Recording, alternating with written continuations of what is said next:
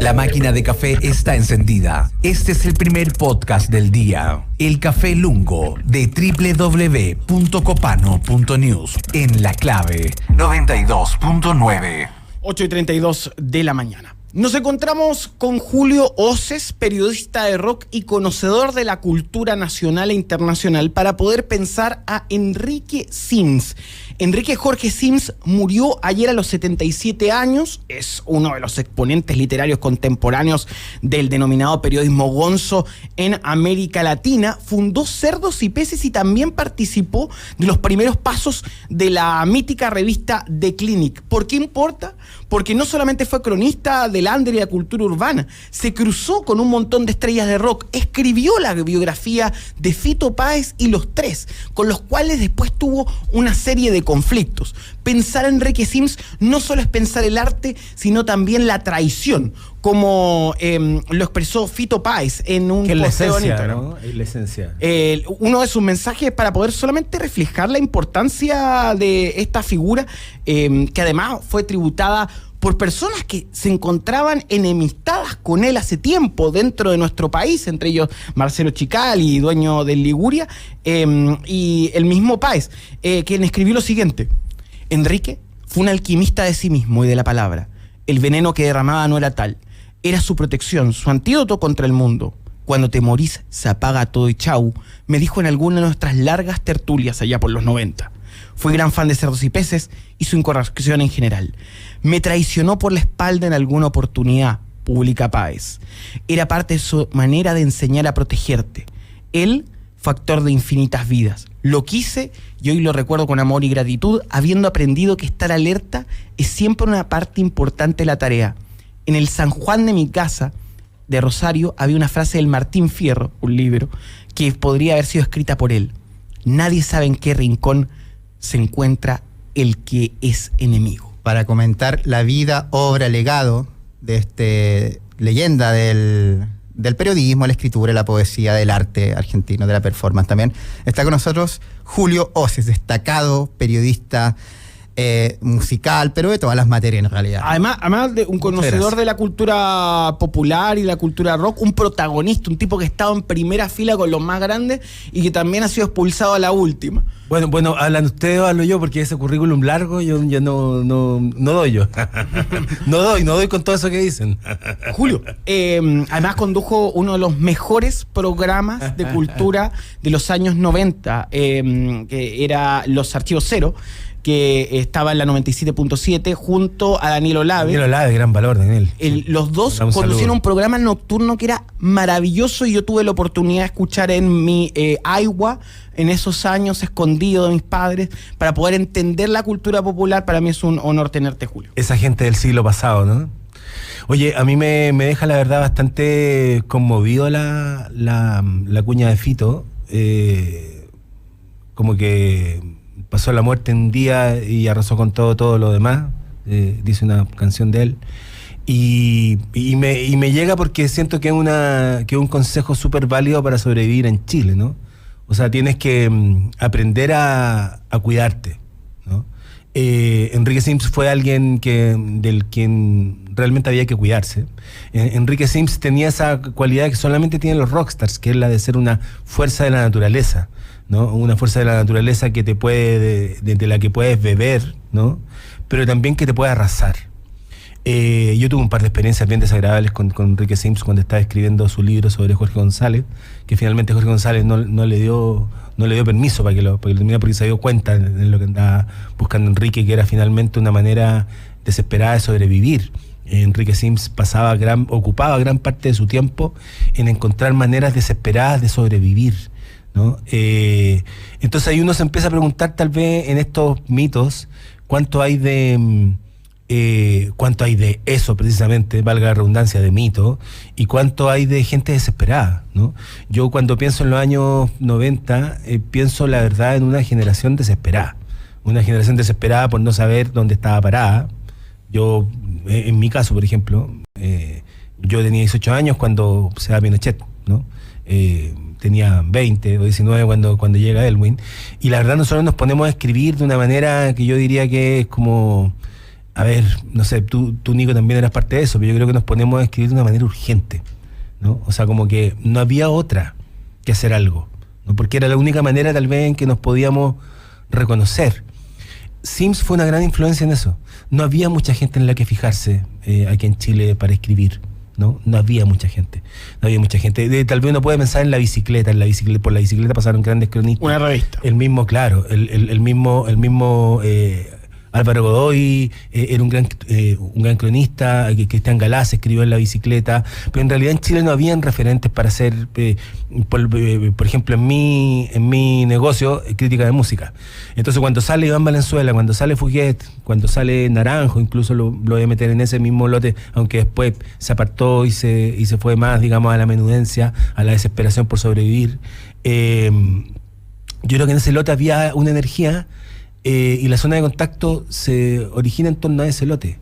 Enrique Sims era muy venerado en ese lote.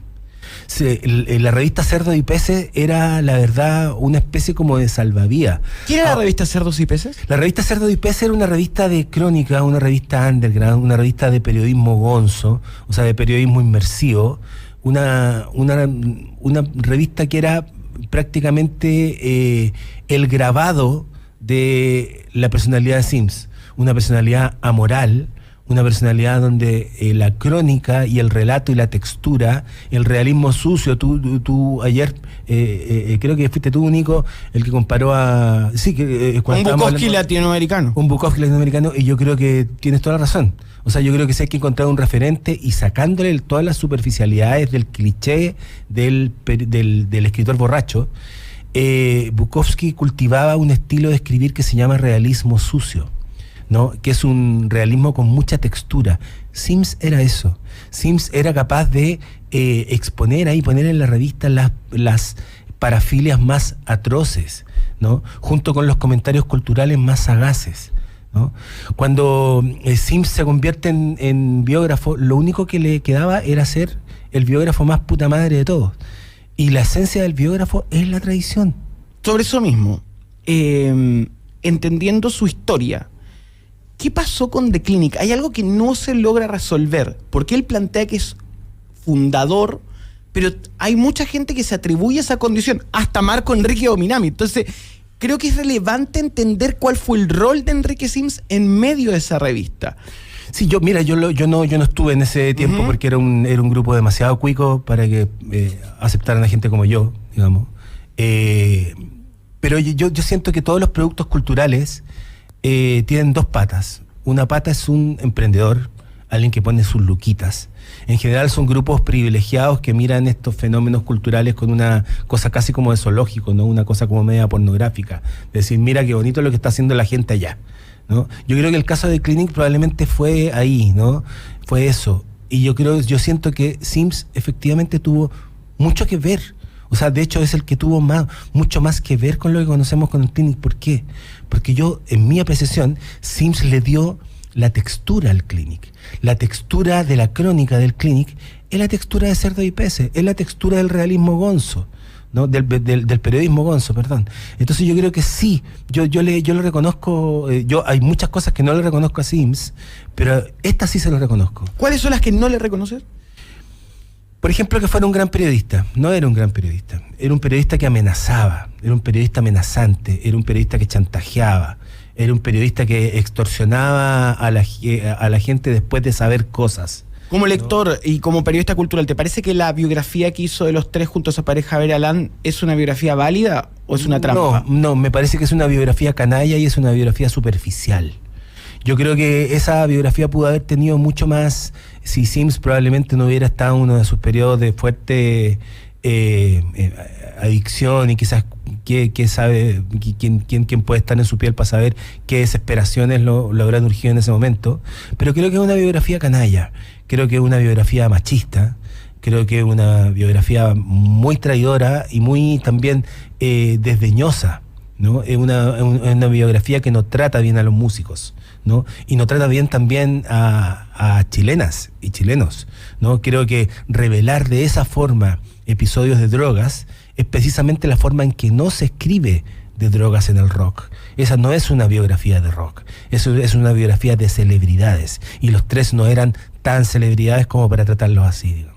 Cerdo Ypes en los 80, post dictadura, formando y dando vida al underground bonaerense y a la contracultura argentina, 83 en adelante, post término de la dictadura militar.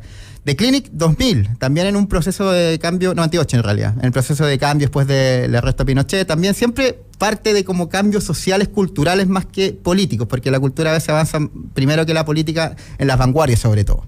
Eso en el punto de vista de periodismo y, claro, por cierto, el periodismo Gonzo y el periodismo Lobo Bukowski.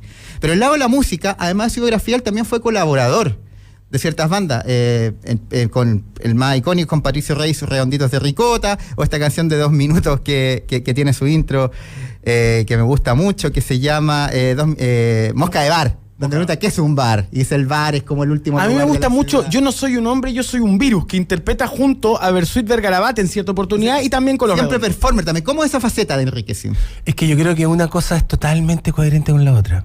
O sea, cuando alguien vive la vida y tiene esa textura para hacer arte, porque finalmente, y eso es lo que uno 50 años después del periodismo Gonzo se sigue preguntando, ¿no? ¿Cuál es el límite entre el periodismo, que es lo mismo que nos preguntamos la gente que escribimos de música? Decimos, ya, pero ¿qué estamos haciendo acá? Estamos evocando lo invisible, como lo oscura, estamos haciendo como literatura, porque estamos hablando de cosas que no se ven. Eso es escribir de música. Entonces, pasar de esa textura de Cerdo Ypes, de ese realismo sucio, al rock, no hay diferencia. No hay diferencia. El estilo de vida es el mismo.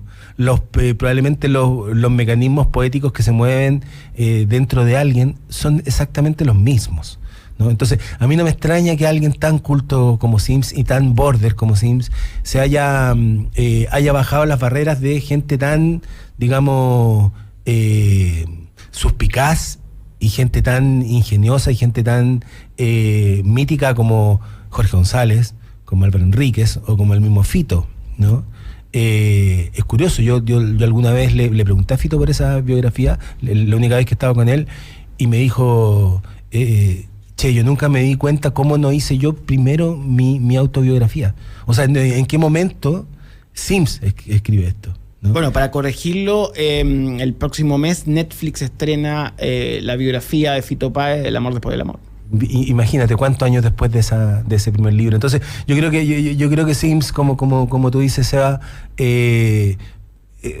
o sea, yo creo que es súper importante poner en contexto todas las cosas que hizo Sims, porque todas vienen de donde mismo y vienen de la misma persona, que era un viejo de mierda. Sims era un viejo de mierda, sin dientes, cocainómano, desesperado, siempre quebrado, ¿no? Siempre tratando de sacarle plata a la gente, ¿no? Pero claro, no hay muerto malo, dicen. Puede ser. Lo que tenemos es su obra. O sea, yo le digo a los estudiantes de periodismo que lean Cerdo Ypes, vean Cerdo Ypes, vean lo que hay ahí. Ahora, con supervisión adulta. Eso sí. 8:45, nuestro Lester Banks, el gran Julio Oces con nosotros. Gracias por estar, gracias por regalarnos esta pieza que está disponible ya en Spotify. Buscan como Copano. De la máquina del café al trabajo, la máquina del café está encendida. Escucha este podcast en Spotify, El Café Lungo de www.copano.news. La clave 92.